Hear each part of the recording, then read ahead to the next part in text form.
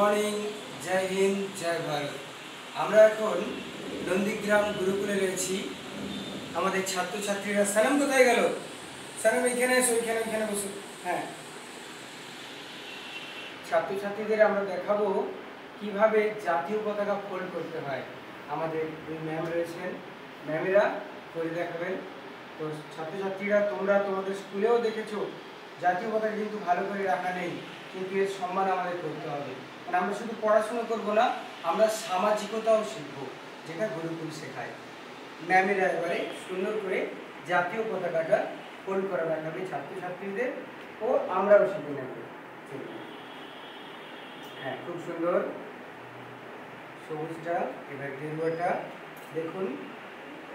প্রত্যেকটা জিনিস একটা discipline is the bridge of success.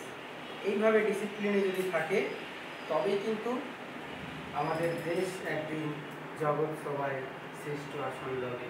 আর আমাদের কচি কাছেরা কি হবে? ইহা হর বালক এক মোহন হ্যায় और राधा एक बाला।